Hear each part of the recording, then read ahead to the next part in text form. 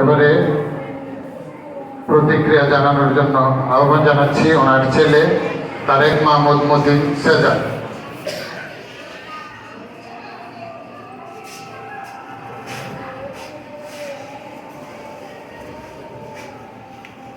আজকের এই লোকসভার সম্মানিত সভাপতি, সম্মানিত গ্রামবাসী যারা উপস্থিত আছেন, সবাইকে আসসালামু আলাইকুম।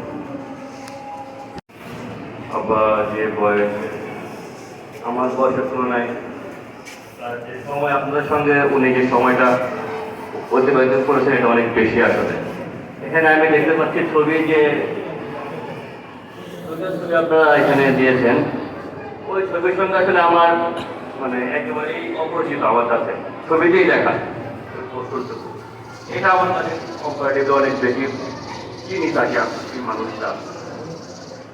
তো ওই মানুষটা আসলে আপনাদের সঙ্গে ছিলেন সমস্ত ওনার যে এন্টায়ার যে লাইফটা ছিল। এবং বিগত কিছুদিন আমি কয়েকটা যদি বলি, বিগত 7-8 বছর উনি আসলে একটু গ্রাম থেকে একটু আলাদাভাবে ছিলেন, ঠিক আছে, যেটা হয়তো সৈয়দ বললেন বা স্পেশালি আমি এনার ভাইয়ের কথা বলি যে ভিলেজ পলিটিক্সে কন্ট্রোল না, উনি পলিটিক্স ঢুকতেই চাননি, এটাই সত্যি কথা। বা আমাকে অনেকে বলে আমার সঙ্গে অনেকের পরিচয় নাই, বা অনেকে আমাকে দেখে না, আমাকে ইয়ে করে না, বা আমার সঙ্গে অনেকে ফেস টু ফেস দেখা কম হয়েছে, একটু কম হয়েছে। আব্বার সাথে আমি যতটুকু ছিলাম বা আমি গ্রামে আসছি, বিষয়টা যে পরিচিত কম হওয়ার রিজনটা মনে আমার কাছে ওইটা একটা রিজন যে শেষ হয়তো আমার কাছে সামনে এগিয়ে যাচ্ছে, হয়তো আমাদের যেটা আঙ্কেলও বলেন যে সমাজে শিক্ষা বাড়তেছে, ঘরে ঘরে মাস্টার তৈরি হচ্ছে, অনেক হচ্ছে, আসলে এই শিক্ষার এবং নৈতিক শিক্ষার জায়গাটা কতটুকু আমরা ইমপ্রুভ করতে পারতেছি। আপনার কথা বললে আপনার আসলেও আপনারা সবাই জানেন আপন করেন নাই, একেবারে ন্যূনতম আপন যেটা হয় সেটাও করেন নাই। সরকার তো বলছেন যে আমরা আপোষ করি, এটা নিয়ে একজন ট্রাই করি, অনেক সাথে আপোষ করি, প্রতিনিয়ত করি, আমরা সবাই করি। অনেক হয়তো অন্যায়টাই মানে ন্যায় হিসাবে এক সময় আমরা বলিনি, এটাই হতে পারে, কিন্তু আপনার এই দিক পর্যন্ত এই কাজটা একেবারে খেয়াল নেই। যদি কিছুটা হলেও পথের থেকে অন্যকে আপোষও করতেন, তাহলে হয়তো আজকে ওনার আর্থিক অবস্থা এটা হতো ওনার জন্য ভালো লাগতো বিষয়টা। যে উনি তো আসলে মানে আপনারাই বলতেছেন, শুনতেছি কিছু তো করতেন আমাদের এই গ্রামটার জন্য।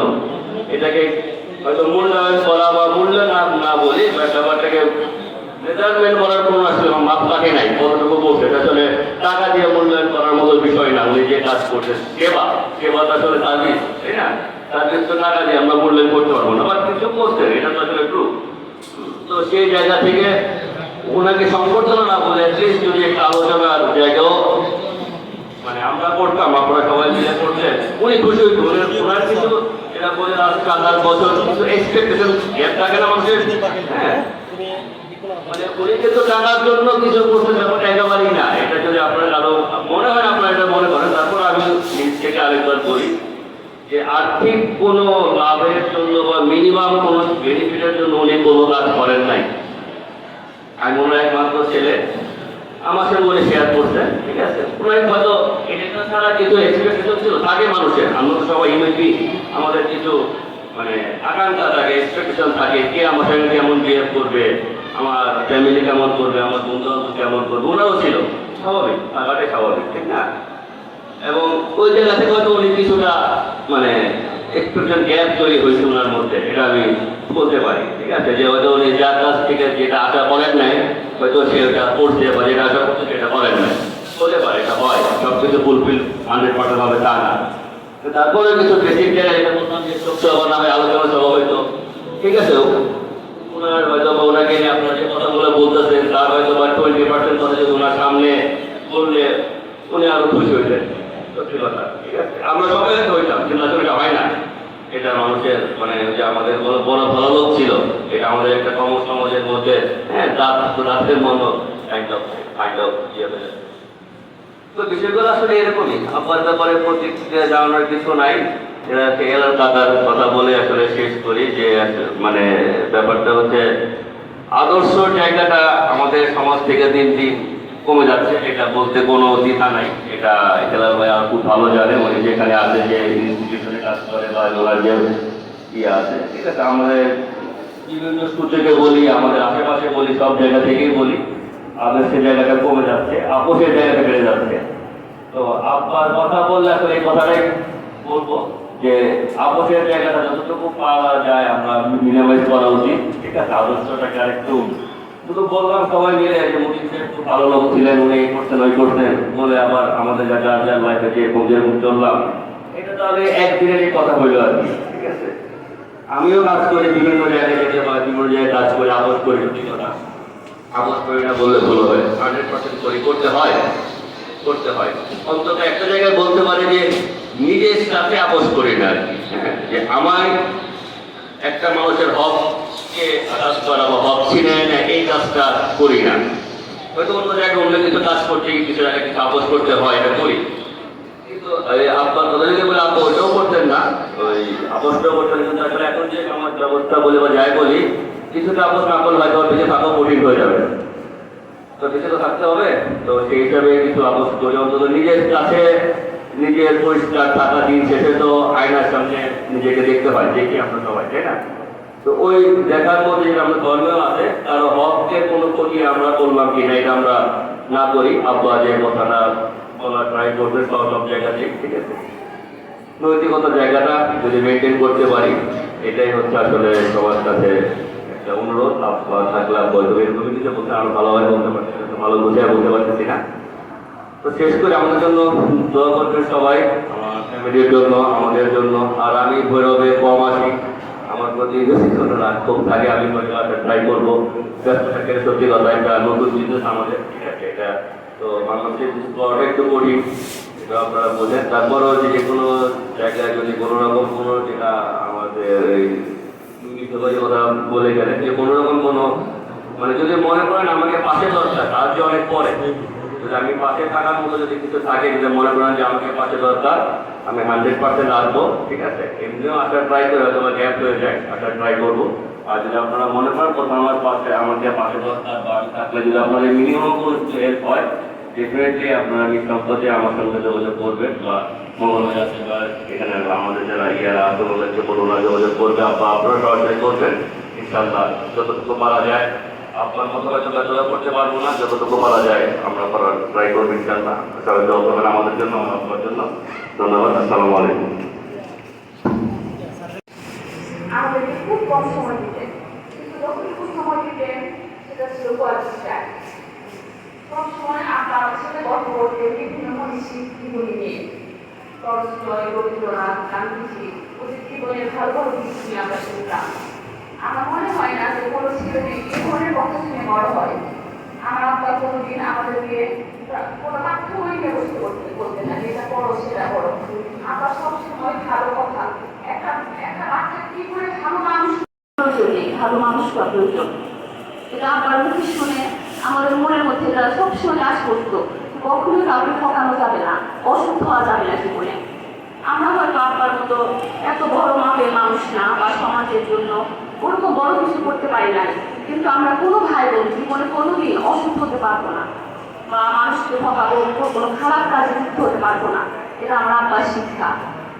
আব্বা ছোটকাল থেকে একটা সুন্দর সমাজ গড়ার স্বপ্ন দেখতেন। সমাজকে কুসংস্কার মুক্ত করা, সমাজকে প্রগতিশীল করা, সমাজ থেকে অন্ধকার দূর করার জন্য সে নানা রকম কাজ করতো। এবং আমাদের ভাই বোনকে ডাক্তার ইঞ্জিনিয়ার বানানোর তার কোনো ইচ্ছা ছিল না, ইচ্ছা করলে সে পারত। তার যে প্রপার্টি ছিল, আমার দাদার যেরকম সম্পত্তি ছিল, প্রাইভেটে পড়ানোর কোনো ব্যাপার ছিল না। আমরা পাবলিকে পড়তাম, যে যেখানে চান্স পেয়েছি সে সেখানে পড়েছি। কিন্তু আব্বা আমাদেরকে ওরকম ভাবে যে ডাক্তার ইঞ্জিনিয়ার হও, অনেক বড় চাকরি করো, এটা কোনদিন বলতো না, কোনদিন আব্বার মুখে শুনি নাই। আব্বা বলতো তোমরা ভালো মানুষ হও। তার একটা ইচ্ছা ছিল তার সন্তানেরা যেন ভালো হয়। শিক্ষিত হওয়া খুব সহজ, নৈতিক আদর্শবান মানুষ হওয়া অনেক কঠিন। আমরা সেটা হওয়ার চেষ্টা করেছি, আমরা সব ভাই বোনেরা সেটা হওয়ার চেষ্টা করেছি। আমার আব্বা সমাজের জন্য, ভৈরবের জন্য, কালীপুরের জন্য অনেক কিছু করেছে। সে আমাদেরকে বেশি চিন্তা করেছে গ্রাম নিয়ে, গ্রামকে কিভাবে উন্নত করা যায়। আপনারা সবাই জানেন আজকে আব্বা সম্পর্কে বলতে গিয়ে আব্বা নাই, এটা সবচেয়ে কঠিন কথা। আপনারা সবাই আমার আব্বার জন্য দোয়া করবেন। আপনাদের আয়োজনের জন্য অনেক ধন্যবাদ। আর গাড়িপুর গ্রামে ভৈরবের যে কোনো প্রয়োজনে আমরা আসবো, আপনার মতো হয়তো করতে পারবো না, কিন্তু আপনাদের পাশে থাকবো। আসসালামু আলাইকুম।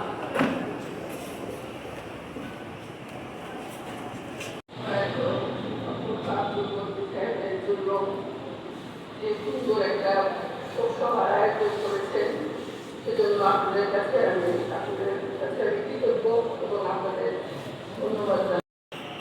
আমি একটা কথা বলবো যে রবীন্দ্রনাথ ঠাকুর বলেছিলেন যে এই বলে আর মোর নাম খ্যাত হোক আমি তোমাদেরই লোক।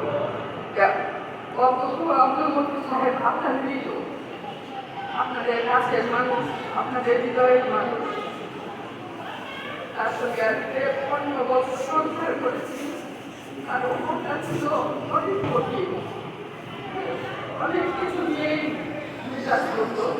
অন্তঃকরণটা ছিল একদমই নরম, অক্ষরে ভুলে যেত। অক্ষরে তার সন্তান আমার প্রতি, আমার আত্মীয় স্বজন, আমার গ্রাম, দেশ, সবার জন্য তার একটা আলাদা ফিলিংস ছিল, যে ফিলিংসটা সাধারণত মানুষের থাকে না, হয় না। এটা একদম নেহাত মানবিক ব্যাপার।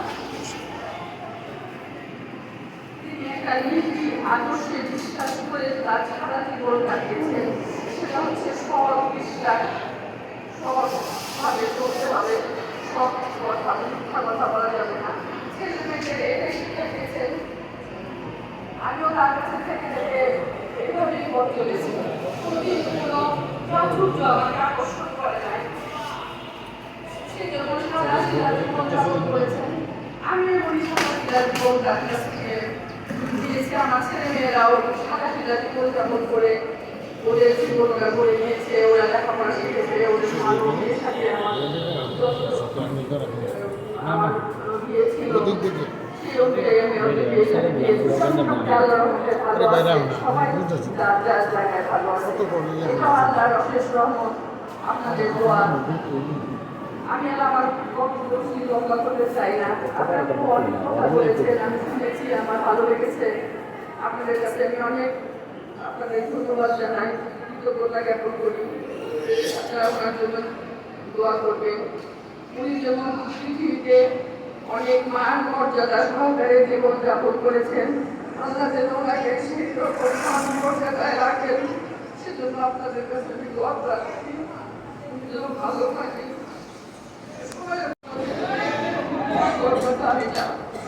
আপনারা ওনার জন্য দোয়া করবেন, আল্লাহ যেন ওনাকে ভালো রাখেন।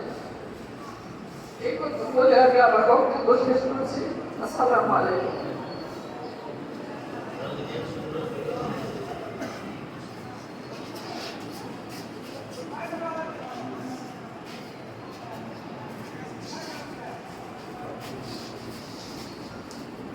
আমরা প্রয়াত মতিন স্যারের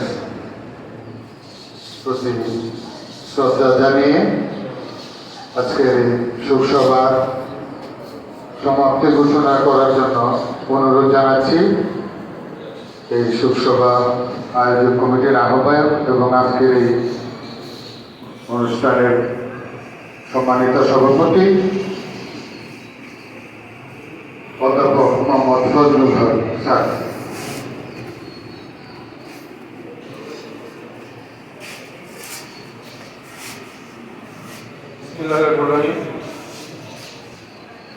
আসলে আমরা